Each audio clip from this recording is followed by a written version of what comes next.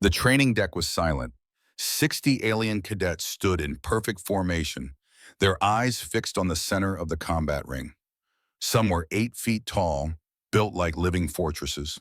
Others bore armor that gleamed under the harsh lights, exoskeletons that had evolved over millions of years to withstand punishment that would kill most organic life. And in the center of that ring stood Cassidy Thorne, 5'4", 125 pounds. Human. Commander Draxon's voice cut through the silence like a blade. His forearms crossed over his massive Carthaxian chest as he consulted the roster on his data tablet. First combat assessment, Cadet Korath of Gorvath Prime versus Cadet Cassidy Thorne of Earth. The laughter started immediately, not polite chuckling, full-throated, bellowing laughter that echoed off the metal walls and shook the observation windows where 200 more cadets had gathered to watch. Korath, all 400 pounds and 7 feet of him, threw his head back and roared with amusement. His gray skin rippled as his massive shoulders shook. "Is this a joke, Commander?" he called out, his voice like grinding stone. "What am I supposed to do? Try not to step on her?" More laughter. Even some of the other instructors were smiling. Cassidy stood perfectly still. Her hands hung loose at her sides. Her breathing was steady. And if you looked at closely, really closely, you might have seen the slight tremor in her fingers. Not from fear, from something else entirely. From anticipation. She met Korath's eyes across the ring. Her hazel eyes were calm, almost amused. And in that moment, just before everything changed, Cassidy Thorne thought about her father. But let me back up. Let me tell you how we got here. Let me tell you about the day a human girl walked into the most prestigious military academy in the quadrant and shattered every assumption they had about what strength really means. This is the story of how they laughed, until they didn't. The transport shuttle descended through the upper atmosphere of Vexus Prime, home to the Federation Military Academy. Through the viewport, Cassidy watched the massive complex come into view.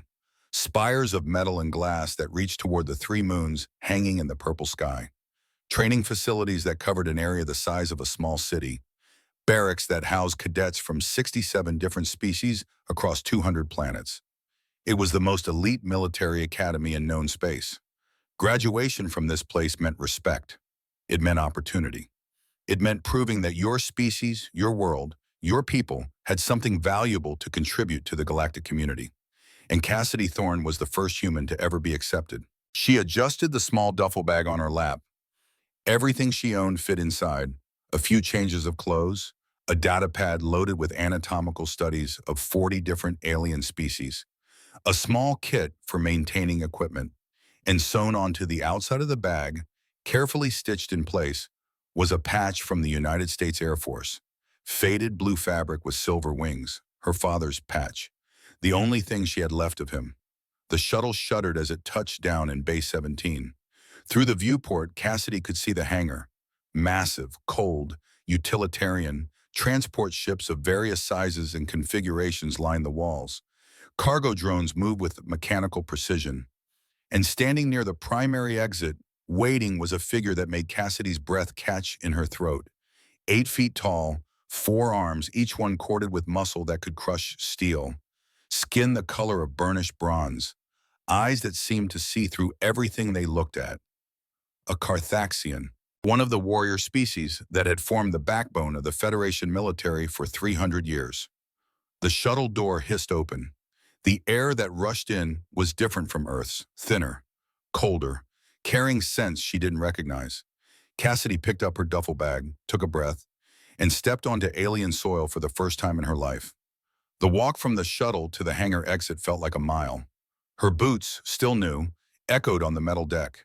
Around her, cargo was being unloaded by species she'd only seen in holographic briefings. A Velpor scuttled past on 6 legs, its eye stalks twitching nervously. 2 Zenthari walked by discussing something in their harmonic language, their 4 brains processing information faster than any human computer. And everyone, absolutely everyone, stopped to stare at her. The human, the tiny, fragile human. Cassidy kept her head up, kept walking. Her father's voice echoed in her memory, words from a lifetime ago. When they stare, you stare back. Show them you belong. She reached the exit where the Carthaxian waited. Up close, he was even more imposing. But Cassidy had studied Carthaxian body language. She knew that the position of his upper arms, slightly relaxed, meant he was evaluating, not threatening. Cadet Cassidy Thorne, reporting as ordered, sir. Her voice was steady, firm, the voice of someone who had made a choice and would not back down from it. The Carthaxian consulted a data tablet held in one of his lower hands. 3 of his 4 eyes focused on Cassidy. The 4th remained fixed on the tablet. I am Commander Draxon. I will be your primary combat instructor for the duration of your training cycle. His voice was deep, resonant, carrying the weight of authority earned over decades. You are assigned to Training Deck 4, Barracks Complex 7, Bunk 42. He paused, looked her up and down. Cassidy could almost see the calculations running through his mind. Mass approximately 1/20th of a standard Gorvath warrior. Height well below average for any military species. No visible natural defenses, no armor plating, no enhanced musculature visible to external observation. Try not to get stepped on between here and the training complex, cadet. It wasn't said with malice, just a statement of fact. A recognition of what everyone was thinking. I'll do my best, sir. Cassidy allowed herself the smallest smile, because she knew something Commander Draxon didn't, something none of them knew. She was from New Arizona, and on New Arizona, you learn to be careful, or you learn to die. The walk through the main academy corridors was like walking through a museum of military might. The walls were lined with holographic displays showing famous battles. The siege of Caltros 7, where Gorvath warriors had held a position against overwhelming odds. The defense of the Zenthari homeworld, where tactical genius had overcome superior firepower.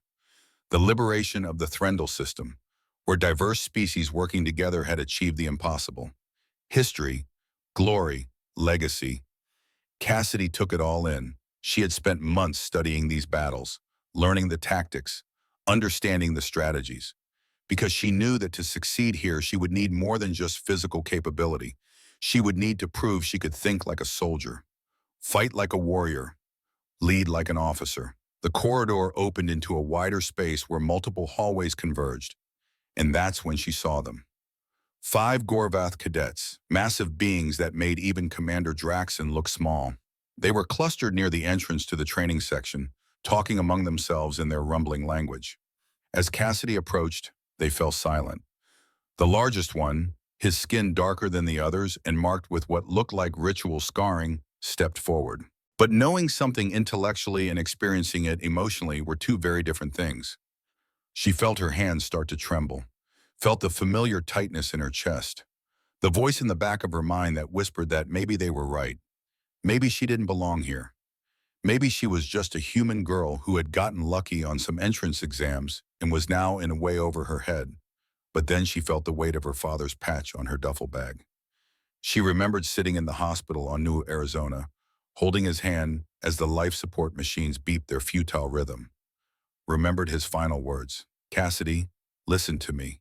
You're stronger than you know, not just your body, your spirit, your heart. Don't let anyone tell you what you can't do. Show them what humans are made of. She lifted her eyes to meet the Gorvath's gaze. Direct, unflinching. I'm Cadet Cassidy Thorne, assigned to Training Deck 4. I traveled 47 light years to be here. She let the smallest smile touch her lips. Turning back now seems inefficient, don't you think? The Gorvath's laughter died. He leaned down, bringing his face closer to Cassidy's. His breath smelled of sulfur and something metallic. This close, she could see the old scars on his skin. This was not just a bully. This was a warrior who had already seen combat. Inefficient, he repeated slowly. You hear that, brothers? The human knows big words. He straightened up, his massive frame blocking out the light. I am Korath, 5th son of the War Master of Gorvath Prime. I have trained in combat since I was old enough to walk. I have hunted the storm beasts of my homeworld. I have earned every scar you see. He crossed his arms over his chest, muscles rippling. And you, little human, are going to get hurt here. Badly hurt. This place is for warriors. Real warriors, not whatever you think you are. Cassidy didn't respond, didn't argue. She simply maintained eye contact for another heartbeat, then stepped to the side and walked past him. Because her father had taught her another lesson. Sometimes the strongest response is no response at all. Let your actions speak louder than your words. Behind her, she heard Korath's confused grunt, heard one of his friends mutter something in their native language, heard the corridor slowly return to its normal flow of activity. But she also heard something else, the whispers, the murmurs. Did you see that? The human didn't back down. Probably doesn't understand what she's up against. This is going to be entertaining or tragic, possibly both. Cassidy kept walking. Her jaw was tight. Her hands had stopped trembling. Because now she wasn't just doing this for her father. She wasn't just doing it for her brothers who had died testing themselves against New Arizona's harsh environment. She was doing it for every human who would come after her. Every colonist on every harsh world who had been forged in fire and gravity and wanted a chance to prove their worth. They wanted to see what she was made of. Fine. She would show them. Training Deck 4 was a cathedral of combat. The ceiling stretched 50 feet overhead, crisscrossed with sensor arrays and holographic projectors. The floor was reinforced metal, scarred and dented from decades of training exercises. Along the walls, weapon racks held equipment designed for dozens of different species. Ranged weapons for the shooters, bladed weapons for the close combat specialists, heavy ordnance for the siege breakers. When Cassidy entered, 60 cadets were already assembled. 60 beings from dozens of worlds, each one representing the best their species had to offer. Gorvaths with their raw power, Threxians with their natural armor, Carthaxians with their superior strength and multiple limbs, Velpors with their speed and agility, Zenthari with their processing capability and tactical brilliance, and now one human. Commander Draxon stood on a raised platform at the center of the deck. His forearms were crossed, his multiple eyes scanning the assembled cadets with an expression that could only be described as professional disappointment. "Attention," he said. His voice didn't need amplification. It carried naturally, commanding obedience through pure authority. "I am Commander Draxon. For the next 8 weeks, I will be responsible for transforming you from whatever you currently are into something resembling competent fighters." He paused. Let that sink in. "Most of you will fail. Some of you will quit. A very few, might actually learn something useful." Cassidy had positioned herself near the back of the formation, trying to be inconspicuous. It didn't work. She was still a full foot shorter than the next smallest cadet, a Velpor who kept his eye stalks trained nervously in her direction. "Today we begin with basic assessment," Draxon continued. "I need to understand your current capabilities before I can identify your numerous and inevitable weaknesses. We will start with simple sparring matches. Standard rules apply. First successful strike to a critical zone wins. No lethal force, no permanent maiming. If you die, I have to file paperwork, and I hate paperwork." A few nervous laughs rippled through the assembled cadets. Draxon consulted his data tablet. Cassidy felt her stomach tighten. She knew what was coming. She had studied enough psychology to understand how this worked. The commander would want to establish a baseline. He would want to see how different species matched up. He would want to test not just physical capability, but also adaptability and mental resilience.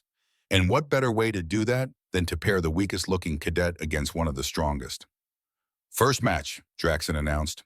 "Cadet Korath of Goravath Prime versus Cadet Cassidy Thorn of Earth." The laughter was immediate and loud, not just from Korath and his friends. At least half the cadets found this matchup hilarious. A Gorvath warrior who stood 7 feet tall and probably weighed 400 pounds against a human girl who might crack 130 pounds if she was wearing boots and carrying a full pack. Korath lumbered to the center of the training deck, his massive arms flexing. He was grinning now, showing teeth designed for tearing meat. "Commander, you want me to fight the pet? This is how you're choosing to waste our training time?" Cassidy walked calmly to her position opposite Korath. The laughter continued around her. She tuned it out, focused inward, felt the familiar sensation of her heart rate slowing, her breathing becoming measured and controlled. This was something she'd learned growing up on New Arizona. When the environment was trying to kill you, when every mistake could be fatal, you learned to control your body's stress response. You learned to think clearly under pressure. She looked at Korath, really looked at him, analyzed him the way she'd been taught. Height, 7 feet, 2 inches. Mass, approximately 400 pounds. Reach advantage, 23 inches. Primary threat, right hook, based on scarring pattern on knuckles. Secondary threat, left hand grab, intended to immobilize while right delivers finishing strike. Weak point, Gorvath physiology places primary autonomic nerve cluster 3 inches lower than human equivalent, approximately 6 inches below the sternum. All of this flashed through Cassidy's mind in less than 2 seconds. Commander Draxon raised one of his arms. Standard sparring rules. Begin on my mark. The deck fell silent. Even the laughter had stopped. Everyone wanted to see how quickly the human would go down. 3. Cassidy bent her knees slightly, lowered her center of gravity. 2. Korath bounced on the balls of his feet, loosening up. He wasn't taking this seriously. Why would he? It was a joke match. 1. Wait, girl. Cassidy's hands came up into a loose guard position, not the tight, trained stance of a martial artist. Something more fluid, more adaptable. Engage, Korath charged. 400 pounds of Gorvath warrior accelerated to full speed in 3 steps. His right fist pulled back, cocked and ready to deliver a blow that could shatter bone and rupture organs. His face was set in a mask of concentration now. Joke or not, he was a professional. He would execute the technique properly.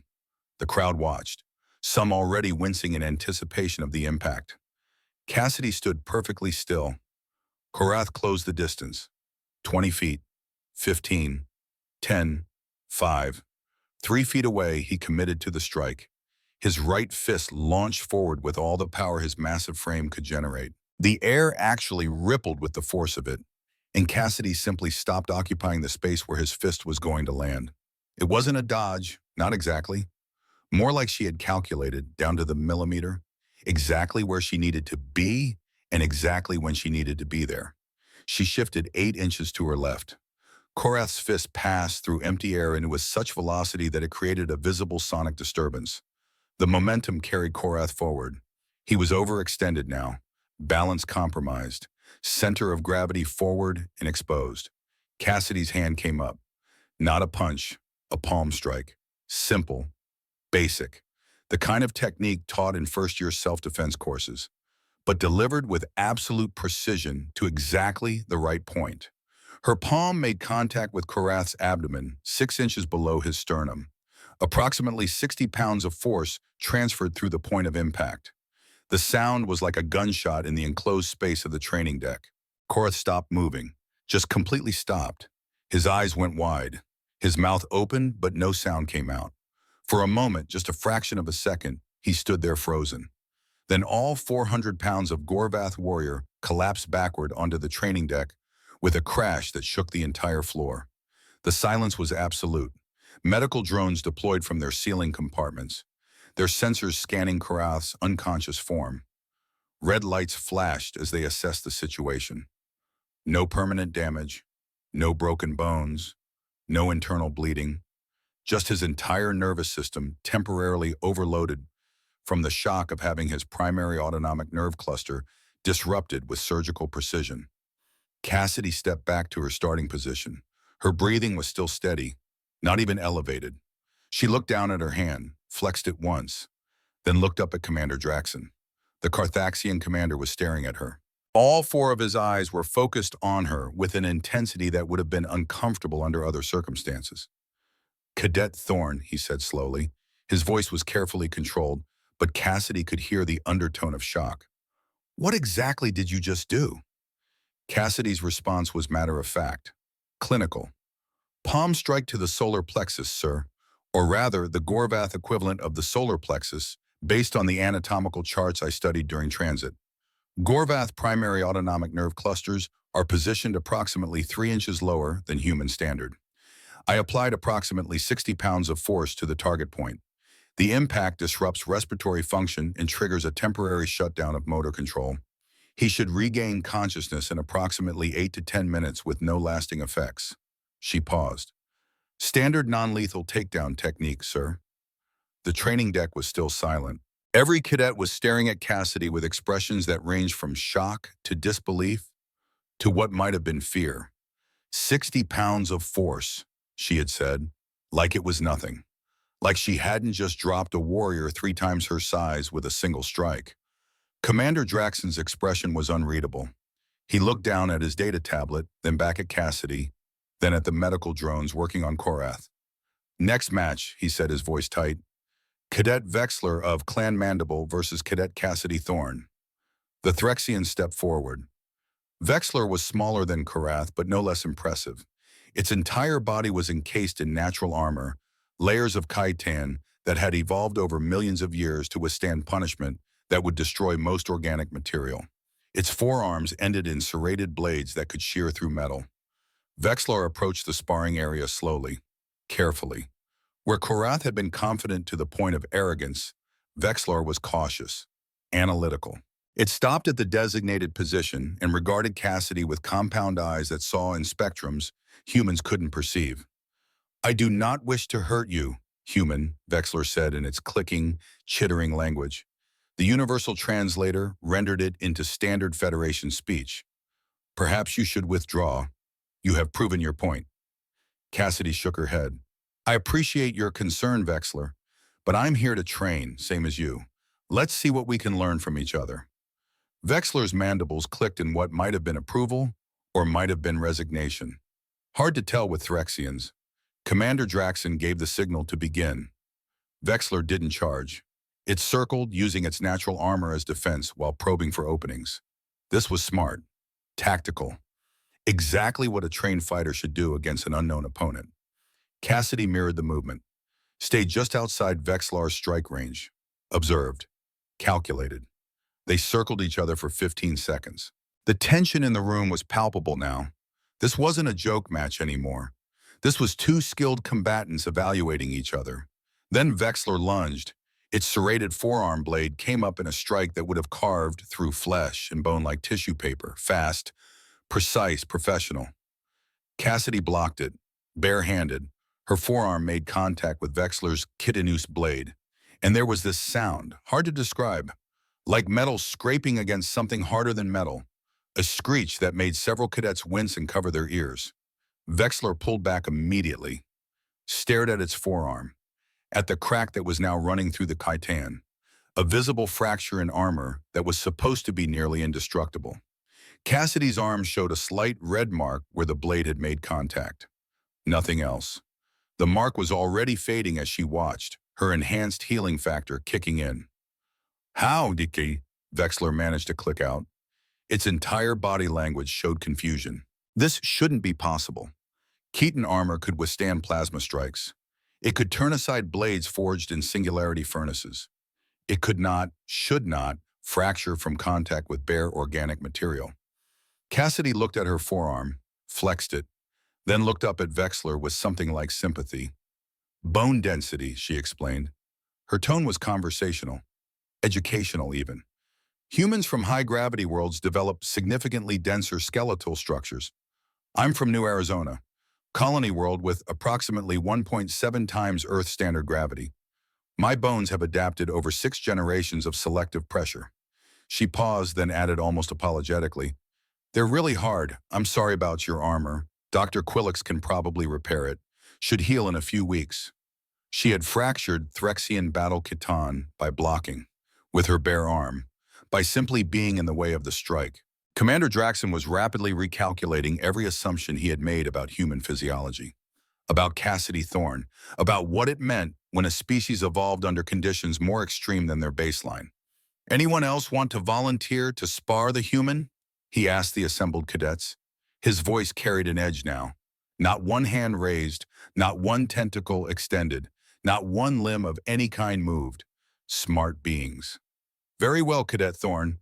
You have demonstrated adequate combat capability." The word adequate was doing a lot of work in that sentence. "Report to medical for a full physiological assessment. We need to understand exactly what we're working with before proceeding with advanced training." Cassidy nodded. "Yes, sir." She headed toward the exit. As she passed groups of cadets, they actually moved aside to let her through.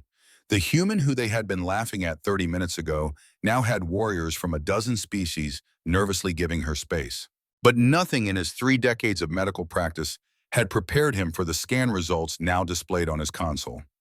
Cassidy Thorne sat on the examination platform, still wearing her training uniform. 3 hours had passed since her matches on the training deck.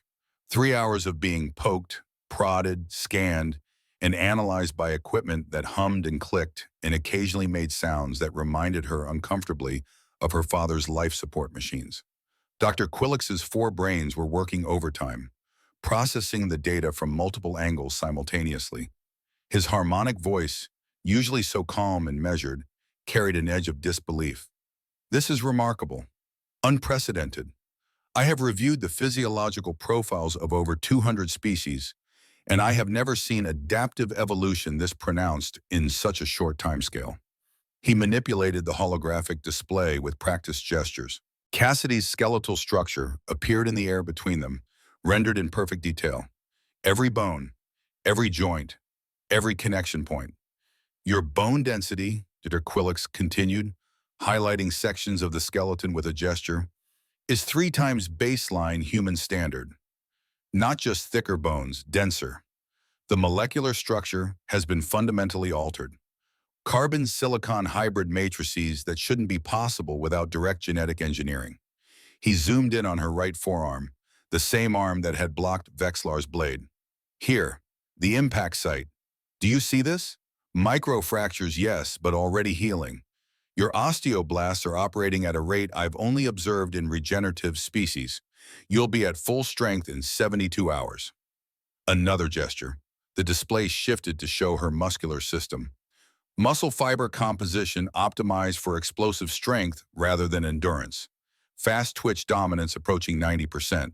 Your cardiovascular system has adapted to operate efficiently in high-pressure, low-oxygen environments.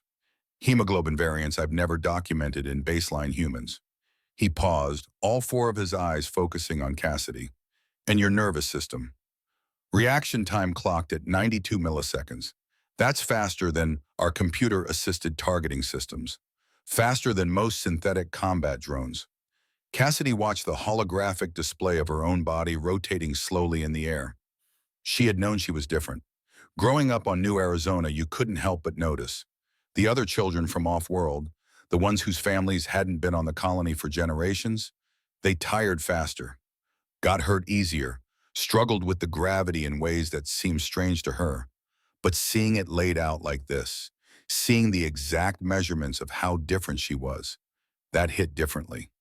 How is this possible, Dr. Quillix asked, and it was clear he wasn't really asking her. He was asking the universe itself. 6 generations, that's all. 6 generations on a high-gravity world with harsh environmental conditions. Evolution doesn't work this fast. It shouldn't work this fast. It does when the alternative is dying, Cassidy said quietly. Dr. Quillix turned to look at her, really look at her. Explain. Cassidy took a breath. This was the part she never liked talking about. But maybe it was time. New Arizona isn't just high gravity, it's a hostile environment in every way that matters. The atmosphere is technically breathable, but the dust storms carry silicate particles that shred lung tissue if you're caught outside during peak winds. The native flora produces spores that trigger anaphylactic shock in unmodified humans. The temperature swings 40 degrees Celsius between day and night. She looked down at her hands, turned them over, looked at the calluses that no amount of moisturizer could fully erase. The first generation of colonists, they died in droves. 30% casualties in the first 2 years. The survivors, they reproduced.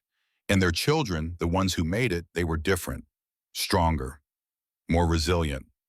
My grandmother used to say that New Arizona wasn't a planet, it was a filter. Let through what worked, killed everything else. Quillen was recording this, every word. This was the kind of data that would revolutionize understanding of human adaptive capability. Your family, he said gently. Were they part of the original colonists? My father's side. Yeah, grandmother was first generation, grandfather was second, my father was 4th generation. Air Force assigned to colony defense and resource security. She felt the familiar tightness in her chest, the grief that never really went away, just learned to hide better. He died when I was 10. Environmental suit failure during a dust storm. The seals ruptured. He breathed in about a liter of silicon dust before the backup systems kicked in, tore his lungs apart from the inside. The medical bay was quiet except for the soft hum of equipment. My brothers, Cassidy continued, her voice steady but soft. Marcus and Tyler. They were explorers, wanted to map the deep territories, find resources, push the boundaries. They were fifth generation, even stronger than Dad, even more adapted. She looked up at Dr. Quillix. They pushed too hard, went out during storm season. Their camp got hit by a geological event. Sinkhole, 300 feet deep. By the time rescue teams found them, they'd been dead for 2 days. I'm sorry, Dr. Quillix said, and despite being an alien species with 4 brains in a completely different emotional framework, the sympathy in his voice was genuine. I was 16, Cassidy said, old enough to understand what it meant, that I was the last one, last of my family, last chance to make all those deaths mean something. She straightened her shoulders, met Dr. Quillix's multiple eyes. So I studied, trained, took every survival course available, documented my own physiology, ran experiments on myself to understand my limits. A slight smile. Did you know that if you drop a 70-kilogram weight on your foot from a meter up in 1.7 G, you can fracture 3 metatarsals but still walk on it? I do, because I tested it. That's remarkably dangerous, Dr. Quillix said. That's New Arizona, Cassidy replied. You test your limits or the planet tests them for you. At least my way, I got to control the variables. Dr. Quillix was silent for a moment. Then he pulled up another holographic display. This one showed a different data set. Cadet Thorne, there's something else you should know. When we ran your genetic profile through the Federation database, we found something interesting. You're not unique. Or rather, you are, but not in the way we thought. He highlighted a section of data. There are currently 247 applications to Federation military academies from New Arizona colonists, all of them showing similar adaptive traits, not identical to yours, some slightly less pronounced. Some, he paused significantly, some showing adaptations 40 to 50% beyond your own capabilities. Cassidy felt something cold settle in her stomach. She had known there were others like her, but hearing the number, hearing that some were even more adapted than she was. You're not the first human to reach these capabilities, Dr. Quillix continued. You're the first to apply to this academy, but you won't be the last. And when the Federation sees what you can do, when they see what enhanced humans are capable of, everything will change. He deactivated the displays with a gesture. The question is whether that change will be positive or negative, whether the Federation will see humans as valuable allies or as potential threats. Then I'd better make sure they see us the right way, Cassidy said. Dr. Quillix made a sound that might have been approval. Commander Draxon is waiting for you in his office. I'm supposed to send you there after we finished here. He has questions. Cassidy slid off the examination platform. Her muscles were stiff from sitting still for 3 hours. But as she moved, everything loosened up quickly. Another adaptation, rapid recovery from inactivity. Dr. Quillix, she said at the door, thank you for treating me like a person and not just a specimen. Every patient is a person, Cadet. Some are just more interesting than others. Commander Draxon's office was smaller than Cassidy had expected. She had imagined something grand and imposing, befitting a Carthaxian warrior who had spent 23 years teaching at the most prestigious military academy in known space. Instead, she found a utilitarian room with a desk, a few chairs sized for different species, and walls covered with commendations, unit patches, and photographs of past graduating classes. Draxon sat behind his desk, all 4 arms busy with different tasks. 2 were typing on separate data tablets. 1 held a stylus, making notes on a physical pad of paper. The 4th was holding a cup of something steaming that smelled vaguely medicinal.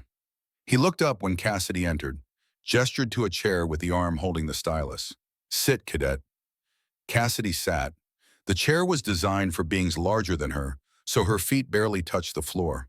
She felt like a child called to the principal's office, which was probably not the impression she wanted to make. But Draxon didn't seem to notice or care. He finished what he was doing, set down all his tools with precise movements, and focused all 4 eyes on her. I've reviewed your medical assessment. Dr. Quillix was very thorough, also very excited, which is unusual for him. He called you a fascinating example of accelerated adaptive evolution. I believe his exact words were revolutionary implications for our understanding of human potential. Draxon leaned back in his chair. It creaked under his weight. What I want to know, Cadet Thorne, is why you didn't disclose this information more prominently in your application materials. We have protocols for enhanced individuals, special training regimens, safety considerations. Cassidy had been expecting this question. She had prepared an answer. It was in my application, sir. Section 7, subsection C, paragraph 4, complete disclosure of colonial adaptation factors and their potential impact on training performance. I provided detailed documentation of new Arizona environmental conditions, generational adaptation rates, and personal physiological assessments. Draxon's expression shifted slightly. He pulled up a holographic display, scrolled through what was clearly Cassidy's application file, found the section she mentioned. Read it. His mandibles tightened in what might have been chagrin. I see, so I failed to read your application thoroughly. That's on me. He dismissed the display. But that doesn't answer my real question. Why are you here, Cadet Thorne? You could have stayed on New Arizona, been exceptional there, been a leader, a protector, someone people looked up to.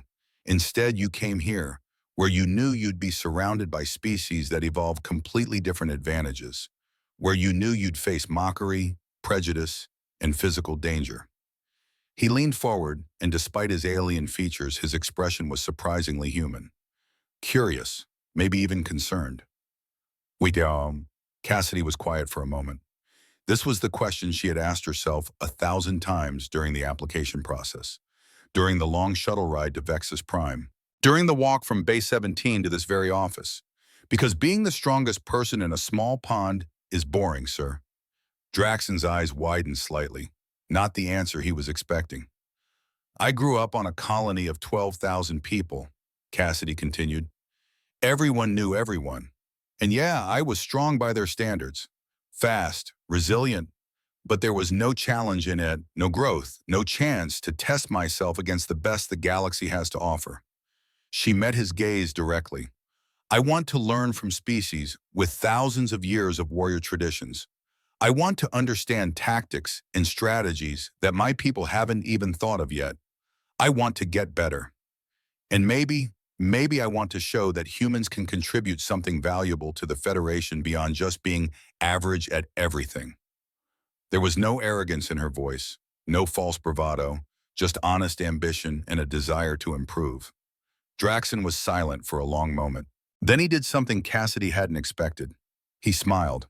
It wasn't much, just a slight upturn of his mandibles, but it transformed his face from stern commander to something almost paternal. You remind me of someone, he said quietly. A cadet I trained 8 years ago. Different species, same attitude, same hunger to prove himself. His smile faded. His name was Zarex, brilliant fighter, natural tactician, pushed himself harder than anyone I had ever seen, always volunteering for the most difficult simulations, always asking for advanced training modules. Draxon looked down at his desk, at a photograph that Cassidy hadn't noticed before. It showed a younger Draxon standing with a group of graduated cadets.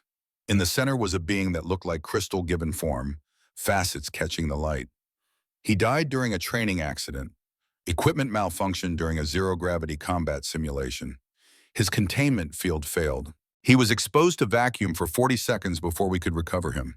His crystalline structure shattered from the pressure differential. The office was very quiet.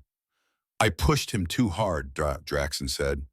Saw his potential and kept giving him more challenges, harder scenarios, greater risks. Thought I was helping him grow. Instead, I killed him. He looked back up at Cassidy.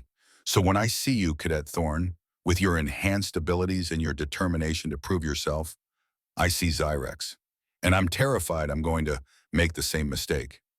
Cassidy felt something shift in her chest. This wasn't just a stern commander evaluating a problematic cadet. This was a teacher still haunted by a student he'd lost.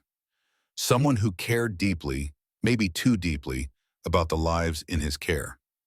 Sir, she said carefully, with respect, you didn't kill Zyrex. An equipment malfunction did. You gave him opportunities to grow. He chose to take them. The fact that it ended tragically doesn't mean you were wrong to teach him, doesn't it? No, sir, it means the universe is cruel sometimes. But it also means that while he was alive, he got to be excellent, got to test himself, got to become the best version of himself he could be. Isn't that what a teacher is supposed to do? Draxon studied her for a long moment. You're wise beyond your years, cadet. I'm really not, sir. I've just lost enough people to know that living carefully doesn't always mean living safely. My father died following protocols. My brothers died being prepared. Death comes whether we're ready or not. The only thing we control is what we do with the time we have. She leaned forward in the too large chair. I don't want you to protect me from challenges, Commander. I want you to challenge me, push me, help me become better. And if something goes wrong, if equipment fails or circumstances turn against me, that won't be your fault. It'll just be life. Draxon was quiet for another long moment.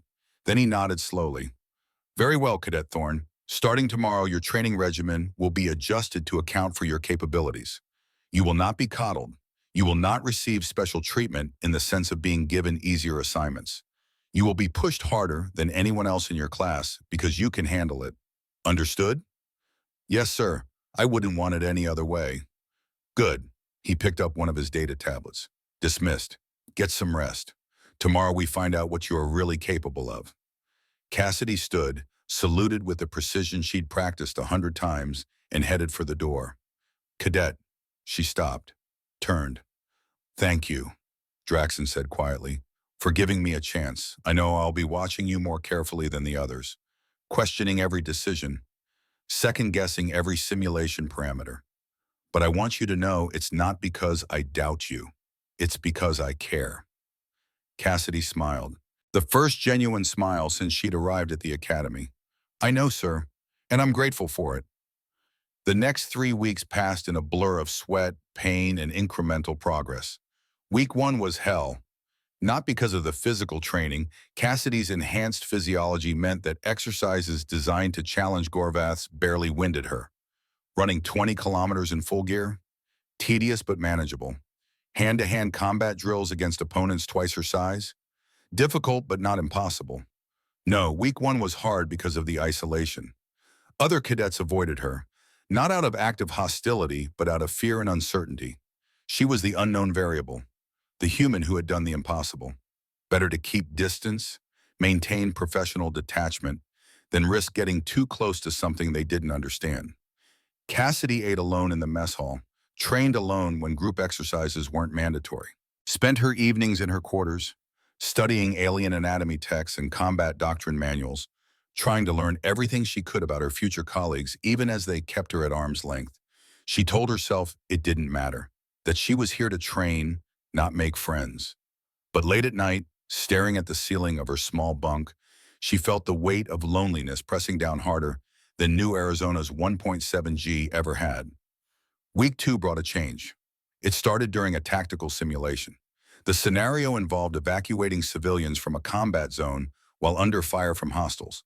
Cassidy was paired with a Velpor named Talia, a nervous creature whose species specialized in speed and agility but lacked physical strength. Talia was struggling. Her role was to provide covering fire while other cadets moved the civilians, but the simulated enemies had pinned her down. She was taking hits, her performance score dropping rapidly. In another minute, she'd be eliminated from the exercise, which meant failing the module, which meant possible expulsion from the program. Cassidy saw what was happening. She wasn't part of Talia's fire team. Her assignment was on the other side of the scenario, but she made a choice. She broke from her assigned position, sprinted across open ground through simulated weapons fire, and drew the enemy's attention to herself. Gave Talia the seconds she needed to reposition. The covering fire resumed. The civilians were evacuated. Mission success. After the simulation ended, Talia approached Cassidy in the debriefing area. Her eye stalks were trembling, which Cassidy had learned indicated strong emotion in Velpors. You saved my evaluation score, Talia said in her high, chittering voice. Why, we're not partners. We're not even friends. Cassidy shrugged. Because you needed help, and I could provide it. Isn't that what soldiers do? Talia stared at her for a moment. Then she did something unexpected. She extended one of her delicate, multi-jointed hands, a gesture of respect and gratitude in Velpor culture. Thank you, Cassidy Thorne. I misjudged you. I thought you were just a show-off. Someone using enhanced abilities to make the rest of us look bad. But you're not, are you? You're just someone trying to help. Cassidy took the offered hand gently. Velpor bones were fragile. We're all here for the same reason, Talia. To become better. To serve. Maybe we could help each other do that. From that day on, Cassidy had an ally. Talia started eating meals with her, studying with her, and where Talia went, others followed. The ice began to break. Week 3 brought the most unexpected development of all. Karath sought her out. The Gorvath warrior had recovered from his humiliating defeat on the first day. He had been quiet since then, focused on his training, avoiding eye contact with Cassidy whenever they passed in the quarters. But on the third week, during a rare free period, he approached her in the equipment storage area where she was maintaining her training gear. Human, he said. His voice was different from that first day. Less mocking, more serious. I wish to speak with you. Cassidy looked up from the rifle she was cleaning.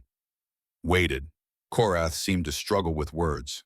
For a warrior species that prided itself on direct communication, he was having trouble finding the right ones. I mocked you, he finally said. On your first day, in the corridor and on the training deck. I saw a small being and assumed weakness. This was wrong. He straightened to his full height. Among my people, when a warrior defeats another in honorable combat, the defeated owes a debt. Not of servitude, but of respect. You bested me fairly, used skill and knowledge where I relied on brute strength. This is the mark of a true warrior. He placed his massive fist over his heart in what Cassidy recognized as a Gorvath gesture of profound respect. I ask your forgiveness for my discourtesy, and I offer my service as training partner, if you will accept it. Cassidy stood. Even with him in a submissive posture and her at full height, he still towered over her. But the dynamic had shifted. This wasn't a bully and a victim. This was two warriors acknowledging each other. Korath, there's nothing to forgive. You didn't know me, and honestly, I probably looked pretty unimpressive compared to everyone else here. She smiled, but I'd be honored to train with you. I could learn a lot from someone with your experience. Experience? Korath rumbled with what might have been amusement. Human, I am 19 years old, barely past adolescence by my species standards. You speak of experience, but you defeated me without even breathing hard. What experience do I have to offer you? You've lived on a different world, learned different combat styles, developed techniques I've never seen. That's valuable, Korath, and maybe together we can both become better than we would alone. The Gorvath was silent for a moment. Then he extended his hand, palm up, in the human gesture he had clearly learned just for this moment. Then let us train together, Cassidy Thorne, and when we graduate from this place, let us serve together as well. For I think the Federation will need warriors like us in the days to come. They shook hands, Human and Gorvath. Cassidy's hand disappeared in Korath's massive grip, but he was careful, gentle, respectful. From that day on, Cassidy had more than just allies. She had friends. The announcement came on the morning of the 4th week. All cadets report for mandatory qualification assessment. Simulation Chamber 7. Tomorrow 0600 hours. The mess hall went quiet when the announcement played over the facility speakers. Cassidy saw the reaction ripple through the room. Fear, determination, nervousness. Simulations Chamber 7 had a reputation. It was where the truly difficult scenarios were run, where cadets faced conditions that would challenge experienced soldiers. The failure rate was somewhere around 40%, and failing meant more than just a bad score. It meant serious questions about whether you belonged in the program at all. Talia's eye stalks were trembling. I've heard stories about Chamber 7. They say last year 3 cadets had to be medically discharged after their assessments. The simulations are so intense that they cause actual psychological trauma.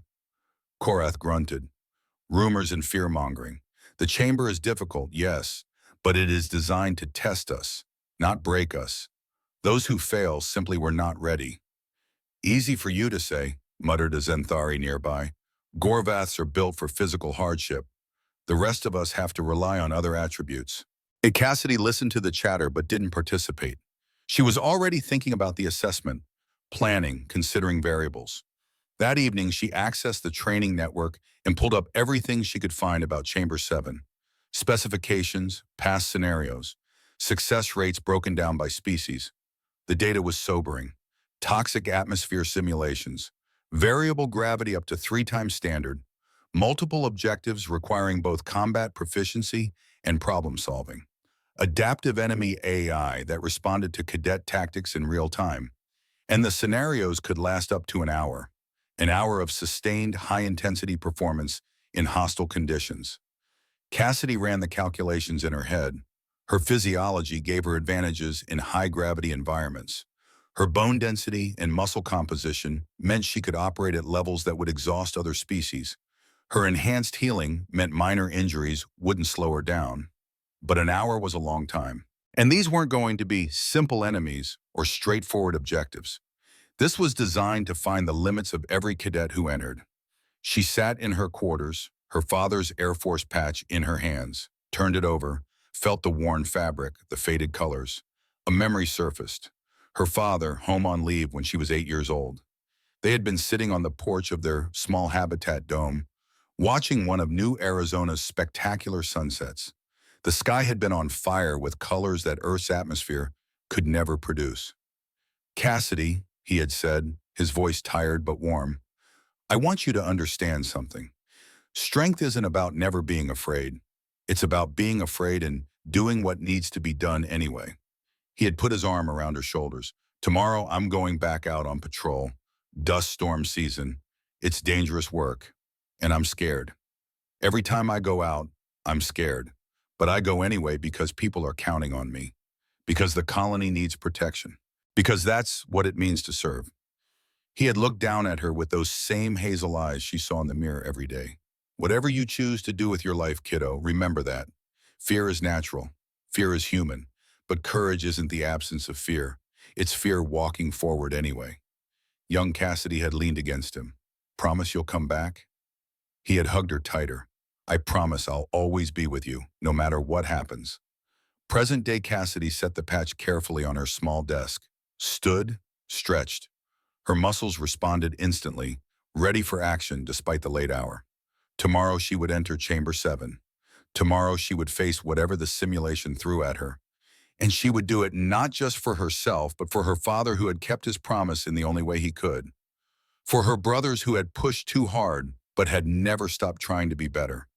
For every human on every colony world who wanted a chance to prove their worth. She was afraid. Of course she was afraid. Only an idiot wouldn't be afraid of Chamber 7, but fear had never stopped her before. She climbed into her bunk, set her alarm for 0500 hours, closed her eyes, and slept the sleep of someone who had made peace with whatever tomorrow would bring. 0500 hours came too early and not early enough. Cassidy woke before her alarm, as she always did, a habit learned on New Arizona, where sleeping too deeply could mean not waking up at all. She lay in the darkness of her quarters for a moment, listening to the ambient hum of the Academy's environmental systems, feeling the artificial gravity pressing her into the mattress, testing her body with small movements, flexing fingers, rolling shoulders. Everything responded perfectly. No stiffness, no soreness, ready. She rose, dressed in the standard combat training uniform, black synthetic material that regulated temperature and wicked away moisture, reinforced at joints and impact points. She laced her boots with the same careful precision her father had taught her when she was 5 years old, tight enough to support, loose enough to allow blood flow. In the small mirror above her sink, she caught her own reflection. Hazel eyes, dark hair pulled back in a tight braid, the face of a 19-year-old girl who looked younger than she was, who would always be underestimated by those who judged strength by appearance. She touched her father's patch, still sitting on her desk where she'd left it, felt the worn fabric. Then she left it there. She wouldn't need it where she was going. He was already with her, always had been. The corridors were quiet at this hour. Most cadets were still sleeping, grabbing every last minute of rest before the morning formation. But as Cassidy made her way towards Simulation Chamber 7, she wasn't alone. Korath fell into step beside her. The massive Gorvath was fully awake, his eyes bright with anticipation. "I thought you would be asleep," Cassidy said quietly. "Sleep is for those who have nothing to prove," Korath rumbled. "Today you face Chamber 7. I wanted to walk with you, to honor your courage." They walked in companionable silence for a moment. "Korath, can I ask you something?" "Of course. Oh, why does this matter so much to you?" "My assessment. You have already passed your basic combat qualifications. You don't need to be here." The Gorvath was quiet for several steps. Then, "Because you changed me, Cassidy Thorne. When you defeated me on that first day, you showed me something I had forgotten. That strength is not enough. That skill matters. That thinking matters. You could have humiliated me, made me a joke. Instead, you offered friendship, respect." He stopped walking, turned to face her. "Where I come from, we have a saying. A warrior who fights alone is brave. A warrior who fights with honor is legendary. You taught me the difference, so I will be here when you emerge from that chamber, to witness your legend." Cassidy felt something warm bloom in her chest.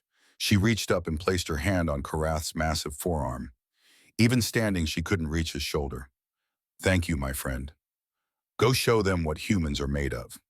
Simulation Chamber 7 was located in the most secure section of the Academy. The entrance required biometric verification at 3 separate checkpoints. The facility drew enough power to run a small city, and the technology inside represented the cutting edge of tactical simulation systems developed over centuries by the Federation's finest engineers. When Cassidy entered the staging area, she found it already crowded, not with participants, with observers. Every observation window was packed with cadets. She could see faces pressed against the transparent aluminum, see the mixture of curiosity and morbid anticipation. They had come to watch her either succeed spectacularly or fail catastrophically. Either outcome would be worth witnessing. Commander Draxon stood near the control console, all 4 of his arms crossed in an expression that Cassidy had learned meant he was deeply concerned but trying not to show it. Dr. Quillix hovered nearby, his attention fixed on a medical monitoring station that would track Cassidy's vital signs throughout the assessment. "Cadet Thorne, reporting as ordered, sir." Draxon's multiple eyes focused on her. "Are you prepared, Cadet?" "As prepared as I can be, sir." "Good. Let me explain the parameters." He gestured to a holographic display that sprang to life between them. "The simulation will present 3 primary objectives in a hostile environment. You will have full access to standard equipment and weapons. The environment itself will be set to challenging but survivable conditions. Toxic atmosphere at 23%, gravity at 1.9 times standard, temperature extremes, structural instability." He paused. "The objectives are designed to test different skill sets, combat capability, problem solving under pressure, tactical decision-making, adaptability. You will face opposition that increases in difficulty as you progress. The AI will study your responses and adjust accordingly." "How long do I have, sir?" "No time limit. Complete the objectives or exhaust yourself trying. The simulation ends when you succeed, fail, or are rendered incapable of continuing." Cassidy nodded. "Understood, sir." Draxon leaned closer. His voice dropped so only she could hear. "Cassidy, you don't have to prove anything to anyone. If it becomes too much, if you're injured or overwhelmed, use the emergency abort command.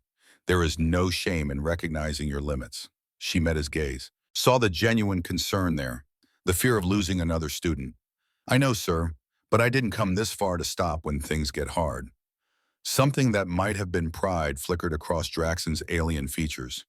He straightened, raised his voice to its normal command tone. "Very well. Proceed to the entry portal. The simulation will begin 60 seconds after the door seals. Good luck, Cadet." Cassidy walked to the massive circular door that led into Chamber 7. It was reinforced durasteel, capable of containing explosions, toxic spills, and catastrophic system failures. As she passed through, she heard the whispers from the observation windows, felt hundreds of eyes on her back. The door sealed behind her with a hiss of pressurizing locks. Cassidy stood in an empty white room, 10 meters by 10 meters, featureless except for a equipment locker on one wall. She moved to it, opened it. Inside, she found standard tactical gear. Body armor, helmet with heads-up display, sidearm, rifle, ammunition, utility belt with various tools. She equipped herself with practiced efficiency. The body armor fit reasonably well despite being designed for beings with different proportions. The helmet was too large but adjustable. She tightened it until it sat securely, tested the heads-up display. Green readouts flickered to life.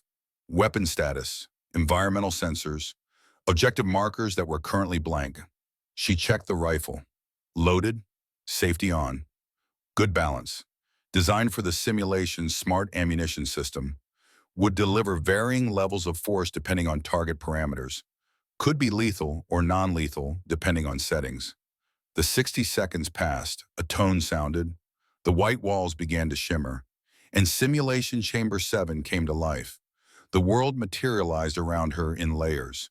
First the ground, broken pavement, rubble, the remains of what had once been streets, then buildings, or what was left of them. Shattered structures reaching toward a sky that was the wrong color. Sickly yellow-green atmosphere hanging thick and oppressive. Her helmet display flashed warnings. Atmospheric composition. Toxic. Gravity, 1.9 standard. Temperature, 43 degrees Celsius. Cassidy felt the weight immediately. Not crushing, not unbearable, but noticeable. Every movement required slightly more effort. Every breath pulled slightly harder against her chest. This was actually less than New Arizona's gravity, which gave her an advantage, but it would wear down most other species quickly. 3 objective markers appeared on her display. Objective 1. Rescue 3 civilians trapped in collapsed structure. Location 200 meters northeast. Objective 2. Secure strategic resource cache. Location 500 meters east. Objective 3. Neutralize hostile forces controlling the sector. She started moving immediately, northeast toward the first objective. Her boots crunched on debris. The air felt thick even through her suit's filtration system. She could smell it. Sulfur and burning metal and something organic that had gone very wrong. Motion detected. Her display highlighted 3 contacts. Elevated position, 70 meters ahead. Weapons hot. Cassidy dropped into cover behind a collapsed wall, brought her rifle up, zoomed her helmet display. Volgrim warriors. She recognized them from her anatomical studies. Humanoid base form, but with regenerative capabilities that made them incredibly difficult to kill. Medium-range weapons, pack tactics, moderate intelligence. They had spotted her, were already adjusting their positions, taking aim. The first energy bolt sizzled past her head, superheating the air. She felt it even through her suit. Close. Too close. Time to move. Cassidy scanned her environment. 15 meters to her left, a large piece of debris. Looked like part of a building's wall. Maybe 3 meters by 2 meters.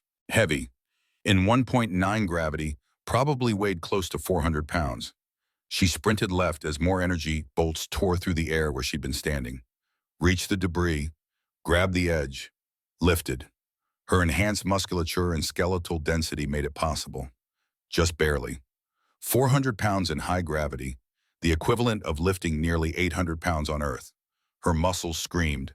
Her bones held. She got it off the ground, held it like a shield, and started advancing. The Volgrim were confused. This wasn't standard tactics. They adjusted their fire. Bolts impacted the debris shield, scorched it, but didn't penetrate.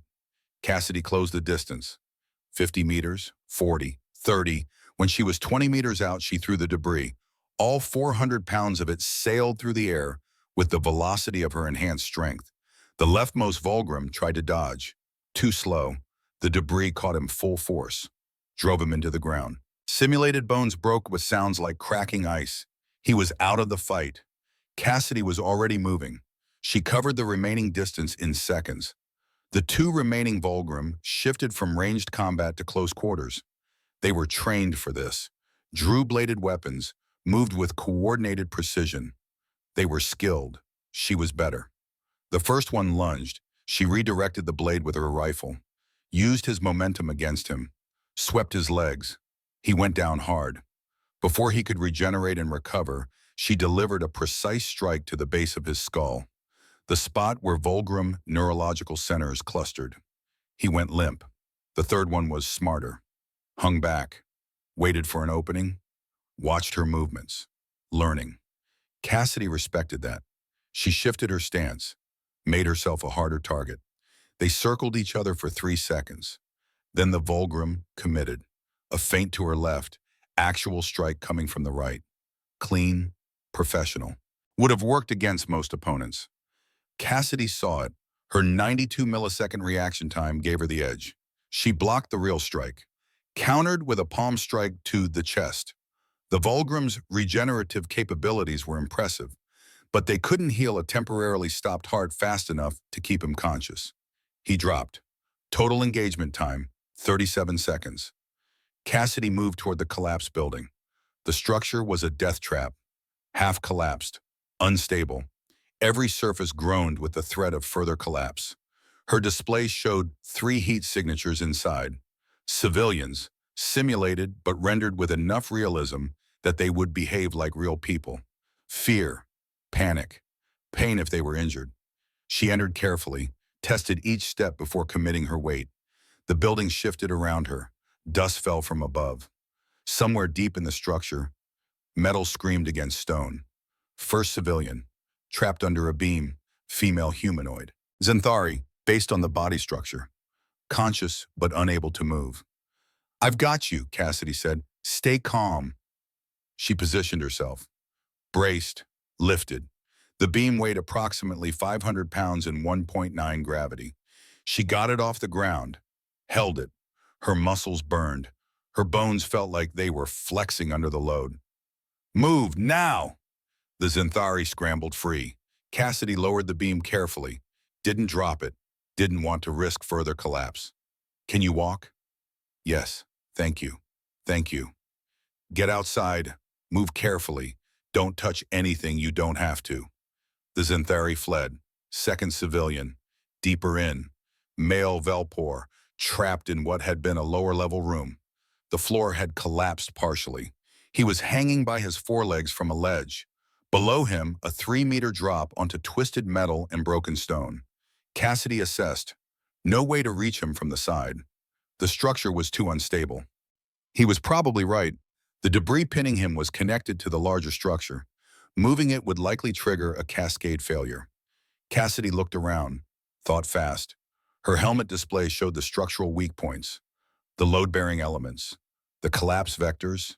She had an idea. Dangerous, maybe stupid, but possible. "Sir, I need you to trust me. When I say move, you move. Don't hesitate. Don't look back. Just run. Understand?" "What are you going to do?" "Something I really hope works."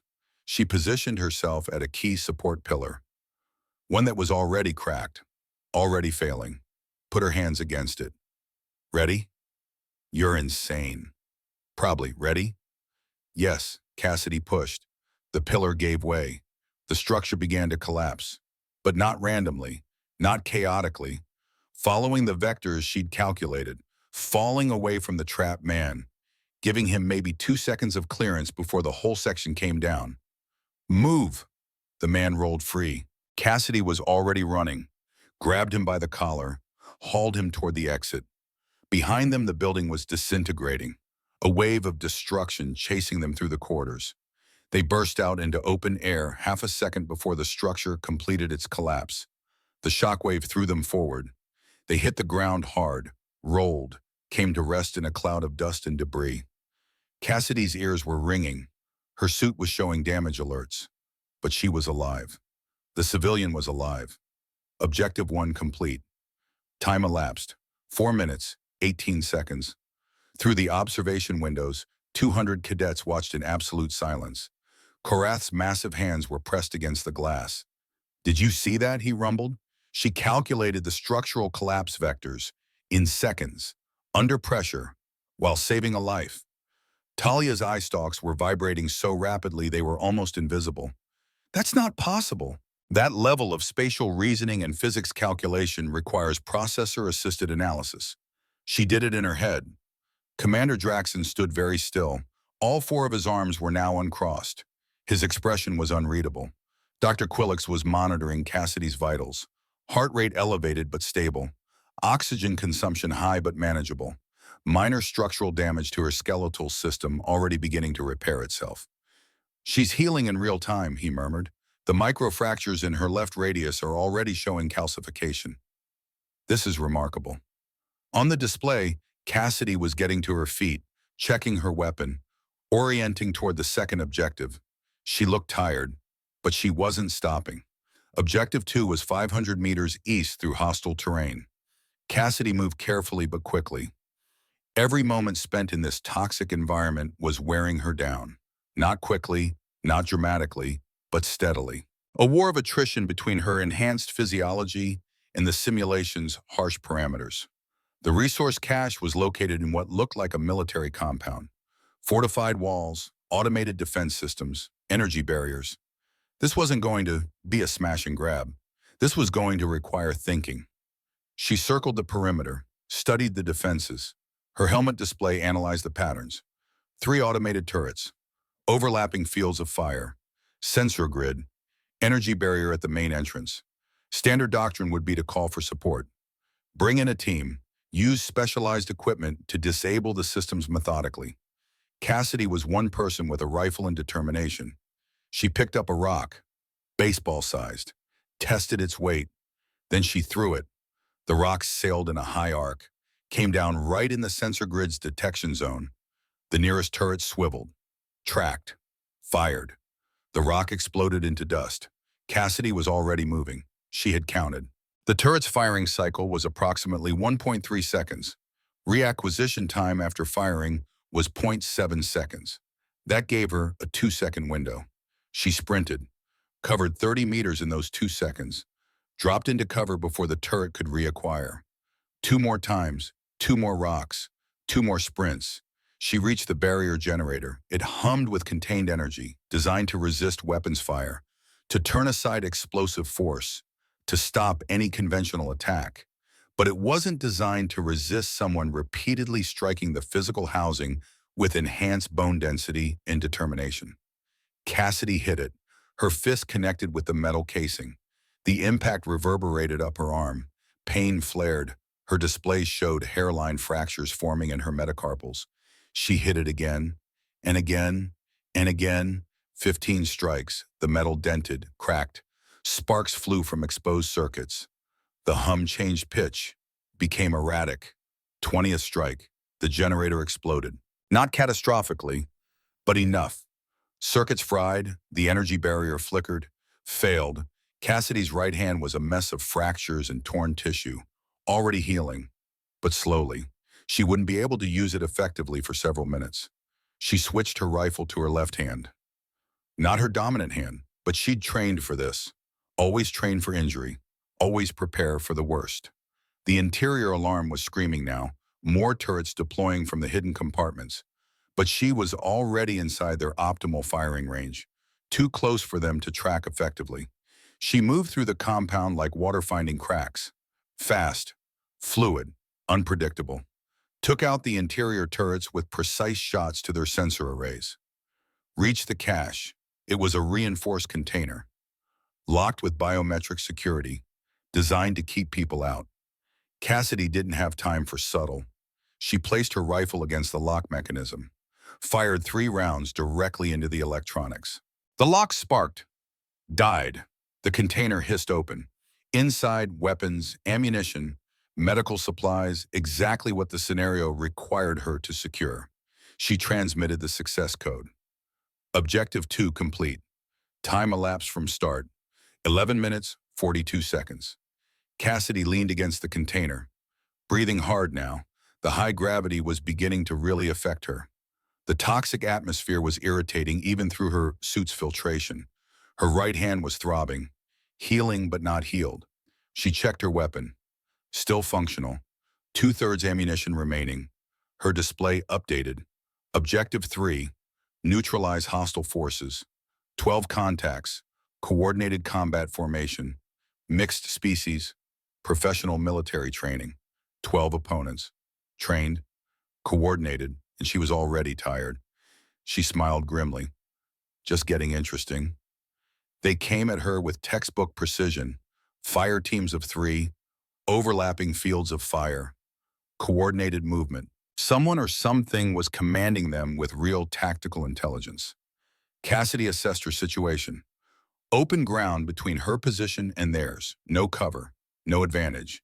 If she tried to advance, they'd cut her down before she covered 20 meters. So she didn't advance. She retreated. Strategic withdrawal. Fall back to a position where the terrain favored defense, where numbers mattered less, where she could control the engagement. She found it 300 meters back. A collapsed overpass created a natural choke point, limited approaches, high ground positions, defensible. She climbed, took position, waited. They came carefully. They knew she was dangerous now, knew she had defeated every challenge so far. They weren't underestimating her. The first fire team approached. Cassidy let them get close. Picked her shot. One target. Center mass. Squeeze trigger. The smart ammunition delivered the program force. The target went down.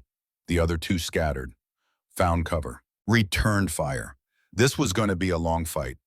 8 minutes. That's how long the battle lasted.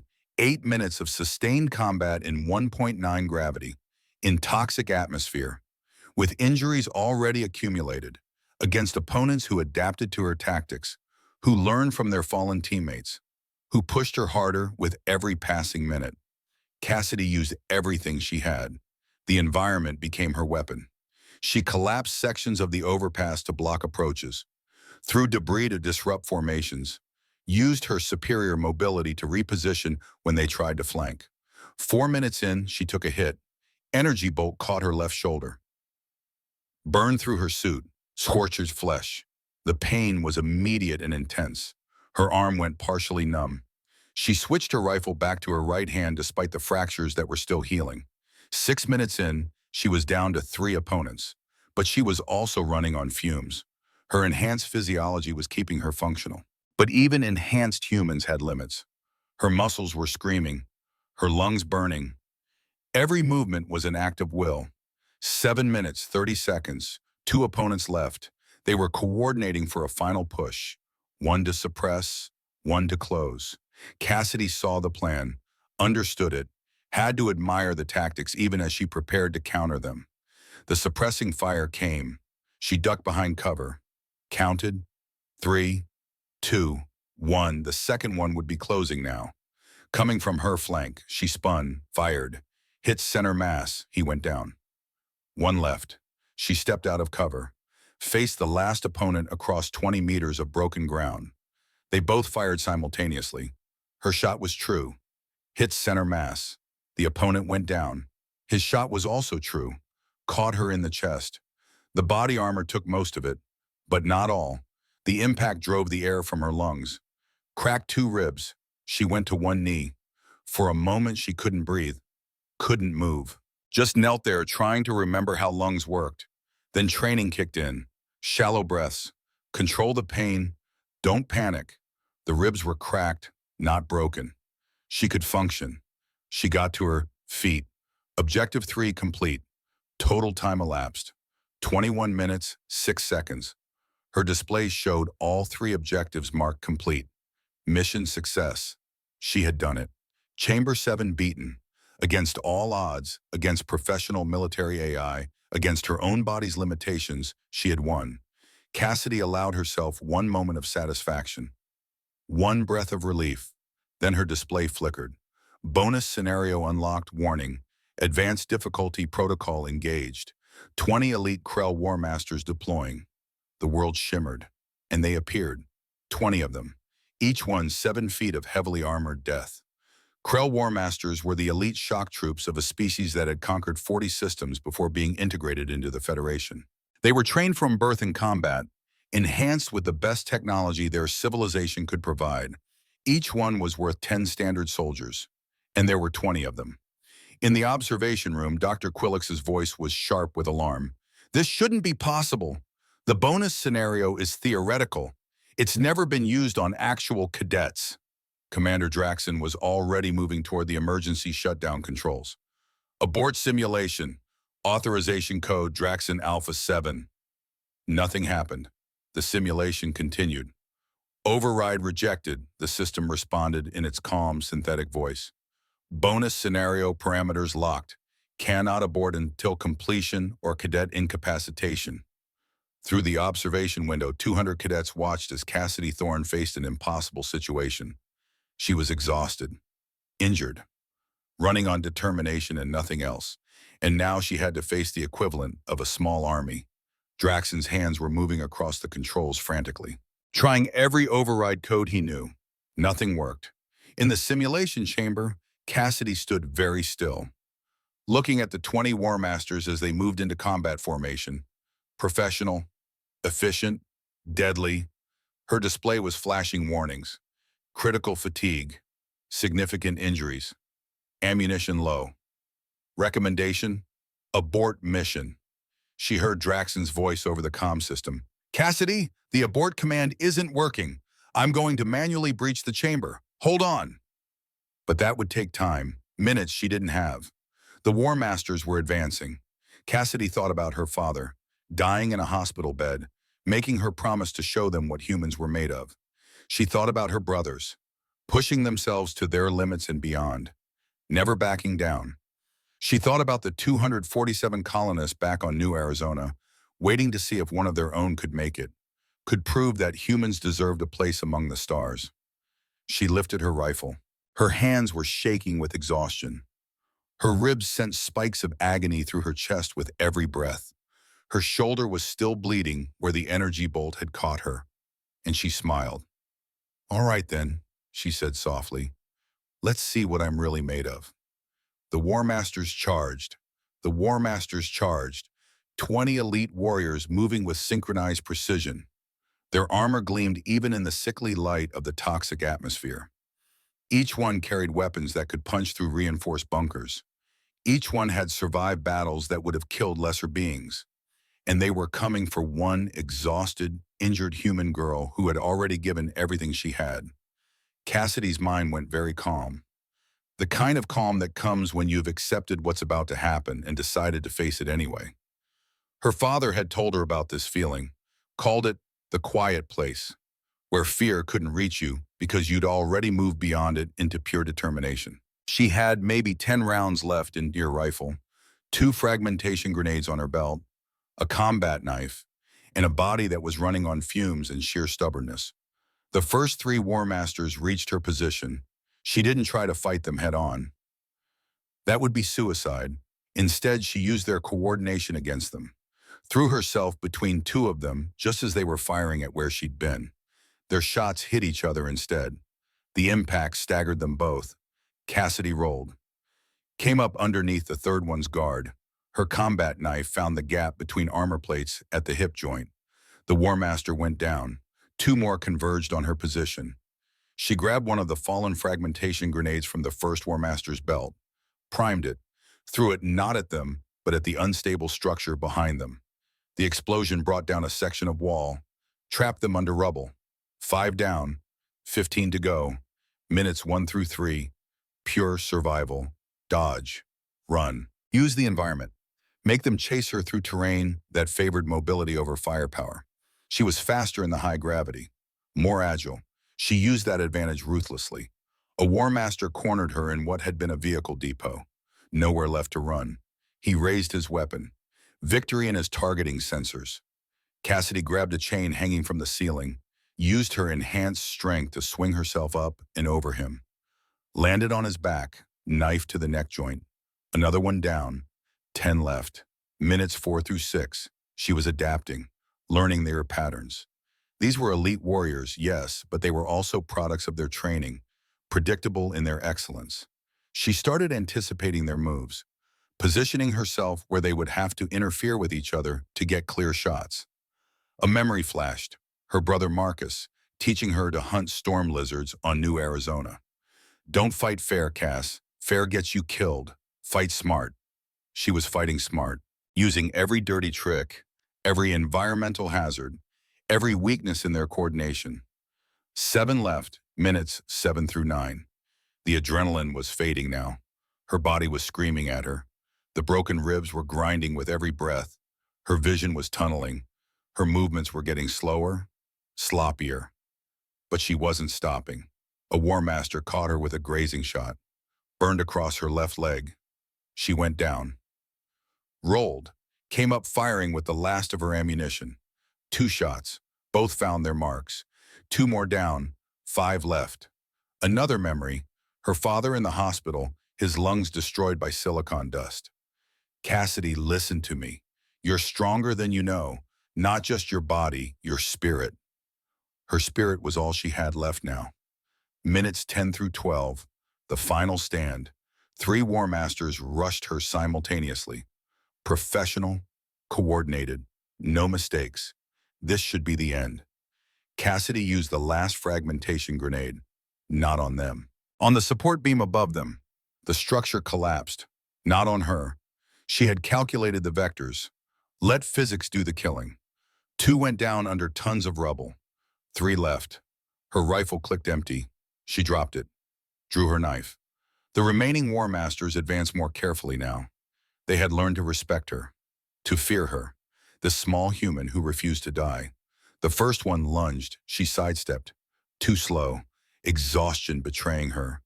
His fist caught her shoulder. Drove her back. Something else cracked. Maybe a collarbone. Pain exploded through her upper body. But pain meant she was still alive. She came back with the knife, found the neck joint. He dropped. 2 left. They came together. Pincer movement. No room to dodge. No tricks left. Just her, them, and whatever happened next.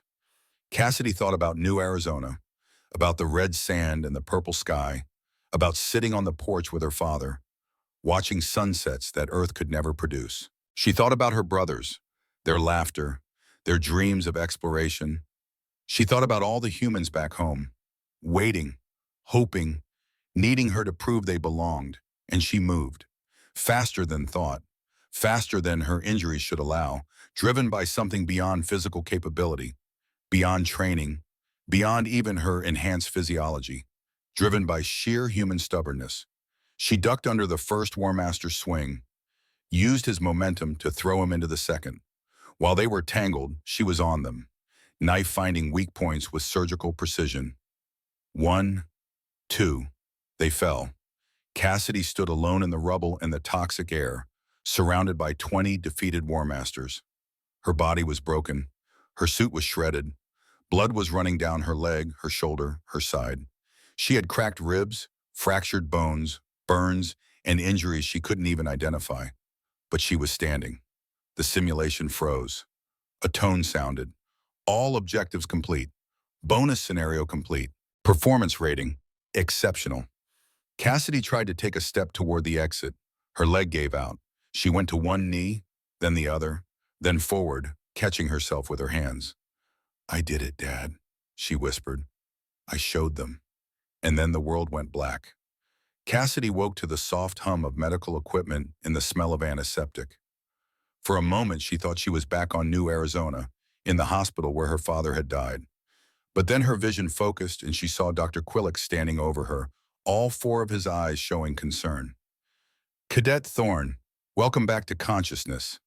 She tried to speak. Her throat was dry by someone held a cup to her lips. Water, cool and perfect. "How long?" she managed. 24 hours. Your injuries were severe. 3 cracked ribs, fractured collarbone, grade 2 concussion, multiple lacerations, 2nd-degree burns, and general systemic trauma from operating at your physiological limits for an extended period. He paused, a hint of wonder in his voice. "You should have been unconscious for at least 3 days. Should require 6 weeks of recovery minimum.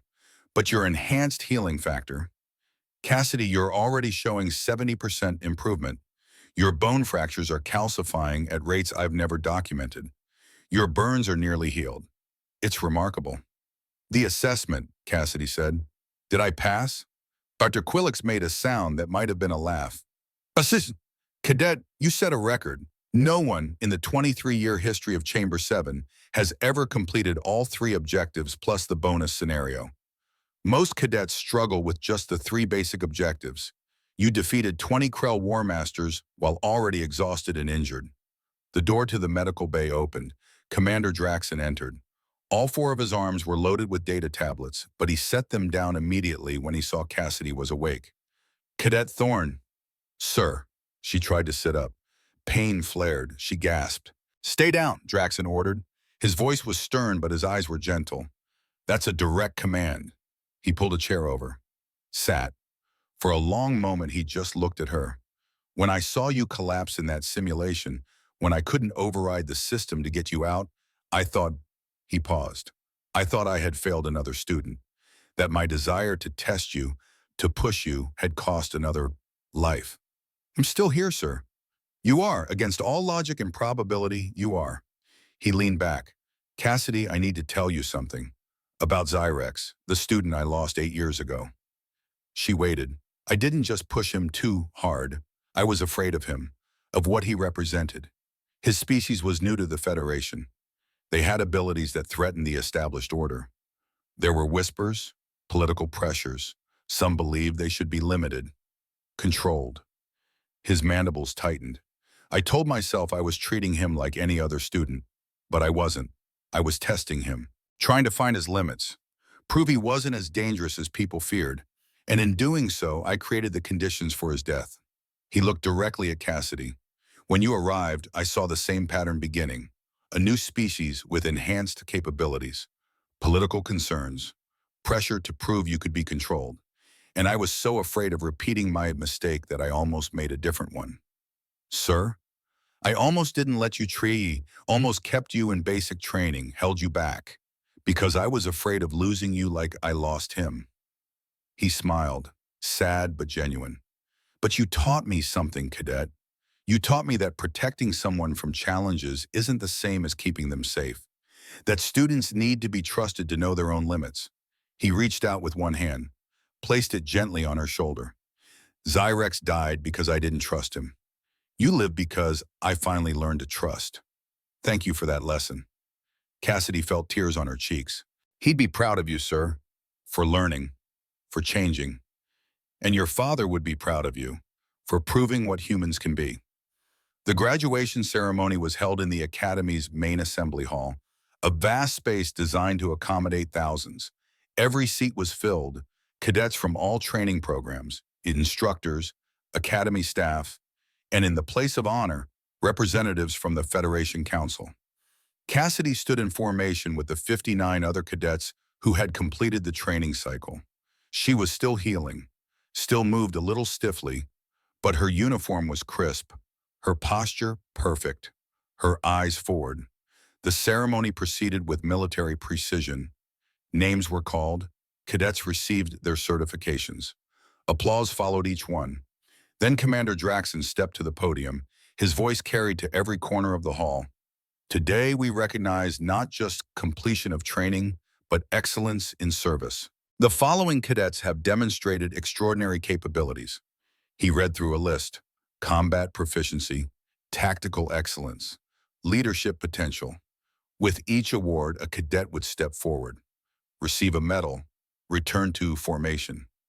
And finally, Draxon's voice changed, became something more. We have an unprecedented situation.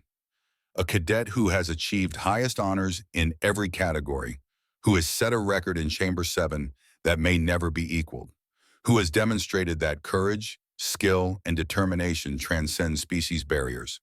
He paused. Cadet Cassidy Thorne stepped forward. The walk to the podium felt like miles. Cassidy could feel 500 pairs of eyes on her, but she kept her focus straight ahead, shoulders back, head high. She stopped in front of Draxon, saluted. He returned the salute. Then he held up a medal. It was unlike any of the others presented today. This one was unique. The Valor Beyond Species Medal has been awarded only 12 times in Federation history. It represents not just exceptional performance, but the breaking of barriers, the expansion of what we believe possible. He placed it around her neck. Cadet Thorne, you arrived at this academy as an unknown, a human from a harsh colony world. You were mocked, Dismissed. Underestimated. His voice grew stronger. You leave as a legend. You have proven that humans, that your people, have immeasurable value to contribute to the Federation. You have changed minds, changed hearts, changed history. He stepped back, saluted her, a commander saluting a cadet. Unheard of. And then something else unheard of happened. Commander Draxon started clapping. The other instructors joined. Then the cadets. Then everyone. 500 beings rose to their feet. The applause was thunderous, deafening. Korath was bellowing approval in his native language, tears streaming down his face, which was deeply taboo for Gorvaths, but he didn't care. Talia's eye stalks were vibrating so fast they were nearly invisible. Vexler's armor plates were resonating with a deep hum, the highest form of respect in Threxian culture. Cassidy stood there, metal heavy around her neck, and let herself feel it. The acceptance, the recognition, the proof that her family's sacrifices had meant something. When the applause finally died down, Draxon spoke again. Cadet Thorne has been assigned to the Special Operations Deep Space Reconnaissance Division. She will serve as a scout and first contact specialist in uncharted territories. He smiled. And at her request, several of her fellow graduates will be joining her unit. It seems she prefers to fight alongside friends rather than alone. More applause. Korath roared his approval. He was going with her. Commander Draxon's office was empty of everything except the two of them. Cassidy's gear was already packed. Her transport left in 2 hours. I have something for you, Draxon said. He pulled out a long, wrapped object, unwrapped it carefully. It was a blade, Carthaxian design, ancient, beautiful. The metal seemed to hold light. This is a family heirloom, passed from warrior to warrior for 7 generations. In my culture, giving this to someone means they are no longer just a student or a subordinate. They are family. He held it out. I want you to have it, Cassidy. You gave me back something I thought I'd lost. Hope. The ability to care without crippling fear. The understanding that teaching means trusting. Cassidy took the blade with reverence. Sir, I can't accept something so valuable. You already have, just by being who you are. He paused. I also have something else. He pulled out a small patch, faded blue fabric with silver wings, her father's Air Force patch. You left this here after our first meeting. I've been keeping it safe. She took it, held it against her chest. Actually, sir, I'd like you to keep it, as a reminder of what humans can be, of what's possible when teachers believe in their students. Draxon's eyes widened. Cassidy, please, it would mean a lot to me. He took the patch back, held it carefully. I'll hang it in my office, right where I can see it every day, so I never forget. They stood in silence for a moment. You know, Draxon said quietly, when you first arrived, I thought about requesting your transfer, sending you somewhere safer, somewhere you wouldn't be challenged so hard. He smiled. I'm glad I didn't. You've taught me as much as I've taught you.